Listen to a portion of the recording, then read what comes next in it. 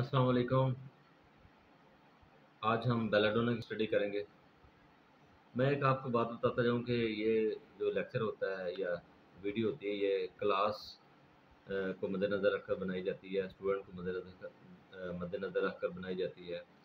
और इस लिहाज से मैं स्टूडेंट के नुक्ते नज़र से बताता हूँ और पढ़ाता भी हूँ। इसके अलावा अगर कोई इसके अंदर कोई खामी रह गई है या कोई कमी रह गई है तो आप ज़रूर कमेंट्स में आप बताएं और उस कमी को हम दूर करेंगे इंशाल्लाह। क्योंकि यहाँ मकसद ये है, सीखना है, और वो मैं कमेंट्स के ज़रिए आपसे भी सीख सकता हूँ। और इसके अलावा बहुत सारी कमियात का बंदे को पता चलता है तो वो दूर कर लेता है।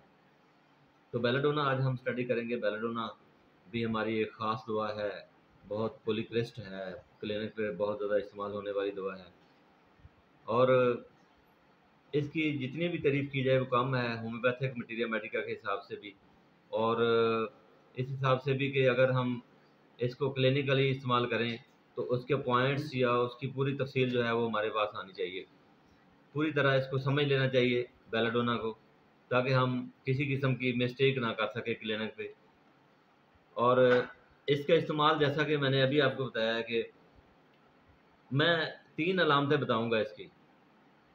3 ही अलामतें इसकी हैं जो बहुत अहम हैं, जो इसके गिर्द घूमती हैं, जो इसका मरकज़ हैं 3 अलामतें। पहली एक्सट्रीम रेडनेस है, दूसरी एक्सट्रीम हीट है और तीसरी जो है वो एक्सट्रीम बर्निंग है। ये 3 बातें हैं इसकी। 3 बातों के गिर्द सारी बेलाडोना घूमती है। इसको समझने के लिए, इसको याद रखने के लिए, ये 3 बातें जो हैं यानी एक्सट्रीम हीट, एक्सट्रीम रेडनेस और एक्सट्रीम बर्निंग, इसको समझने के लिए आपको बता रहा हूँ ताकि हर बीमारी के अंदर, हर जो तकलीफ़ है उसके अंदर इन 3 बातों का होना बहुत ज़रूरी है, तब बेलाडोना जाकर बनेगी। अब बुखार है, बुखार के लिए ये बहुत मशहूर दवाई है बेलाडोना एकोनाइड की तरह, लेकिन इसकी अपनी अलामत हैं और बेलाडोना की अपनी अलामत है, एकोनाइड की अपनी है। लेकिन जो हमारे यहाँ अक्सर रवाज है कि बेलाडोना और एकोनाइड को मिलाकर दिया जाता है या इसके अलावा उसको अल्टरनेट तौर पर दिया जाता है, ये गलत है। इसको नहीं ऐसा करना चाहिए क्योंकि एकोनाइड की अलामत और हैं, बेलाडोना की और हैं। ये दोनों को मिक्सअप नहीं किया जा सकता किसी तरह। अब बेलाडोना की ज़हनी कैफियत मैं आपको बताऊंगा कि अक्सर ख़याली चीज़ें जो ज़हन में आती हैं मरीज़ के, ख़याली चीज़ें, खौफ होता है, जिन्नों का खौफ होता है, सोच की अंदर इसके गड़बड़ होती है, सोच की गड़बड़ होती है। सोच की गड़बड़ होने के साथ-साथ मरीज़ ख़याली बातें करता है, हिजानी कैफ़ियत होता है, इसके अंदर होता है, हैलुसिनेशंस, खौफ, वहमी कैफ़ियत इसके अंदर अरूज पर होती है बेलाडोना के अंदर। बेलाडोना में जब हम इसकी माइंड को स्टडी करेंगे, पागलों की दुआ भी इसको कहा जाता है। इसीलिए पागलों की दुआ कहा जाता है कि जिस पे ये इसका अपने ज़हन को कंसीडर करता है, अपने ज़हन को कंसंट्रेट करता है, उसी उसी बात पे ये अपने ज़हन को फिक्स कर लेता है और पागलों जैसी हरकत करता है, यानी भाग जाने की ख्वाहिश होती है इसको। ज़रूरत से ज़्यादा इसके अंदर ताकत आ जाती है। बाज़ लोग इसको ऐसी कैफियत में भी ऐसे मरीज़ को लाते हैं जैसे इस पे जिन्नों का साया हो जाता है। और क्यों समझते हैं? क्योंकि इसके अंदर एक्स्ट्रा ताकत हो जाती है। फिर ख़याली चीज़ें भी इसको नज़र आती हैं, जिन्नों की जिन भी नज़र आते हैं और जिन का ये इदराक भी करता है और इसकी बताता भी है कि ये मेरे सामने वो नज़र आ रहे हैं। तो इस लिहाज से हम इसको ज़हनी कैफियत के तौर पर भी हम इस दवाई को लेते हैं। अक्सर ये कैफियत बुखारों में आ जाती है, ख़ास तौर पर जब गर्दन तोड़ बुखार होता है।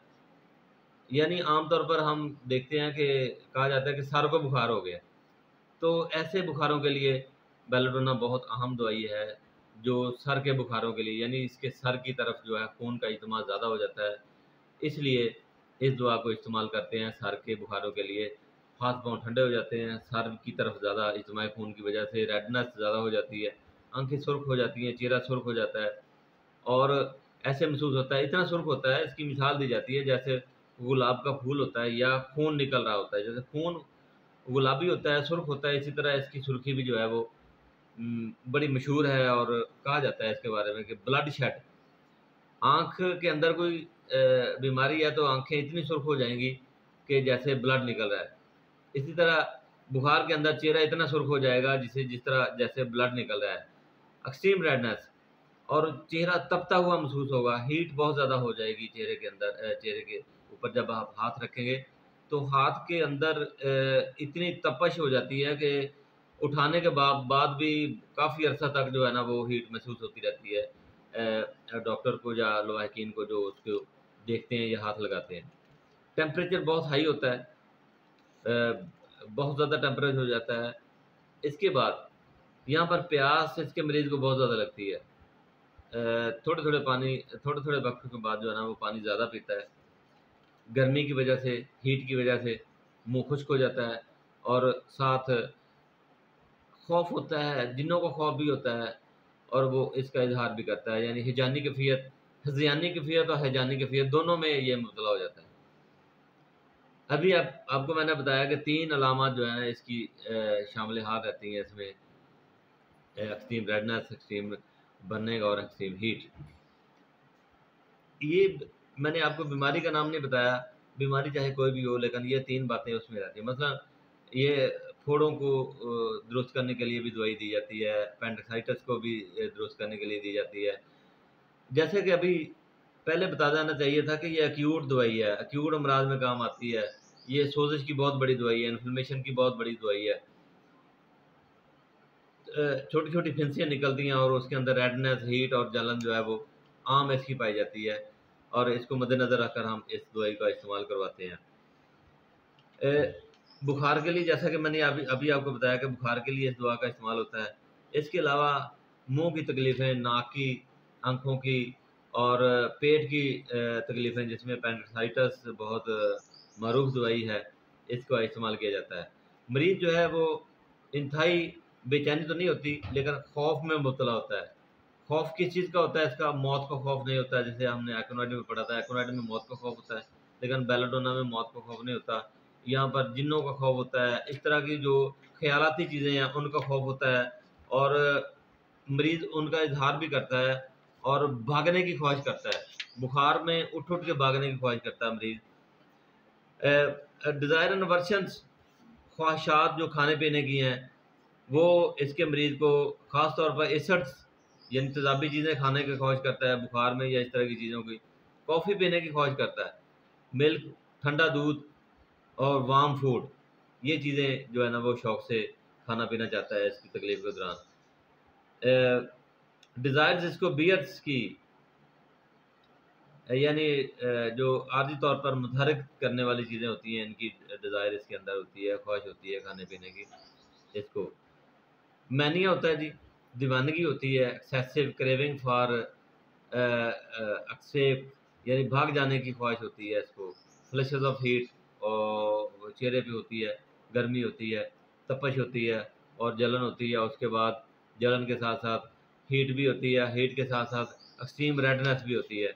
और ये हैं वो चीज़ें जो बेलाडोना को इंतख़ाब करने का हमारे पास एक बहुत बड़ी की पॉइंट है, जिसकी बुनियाद पर हम बेलाडोना का इंतख़ाब करते हैं। ये तो आज की वीडियो थी, कल नई वीडियो के साथ हाज़िर होंगे। अल्लाह हाफ़िज़।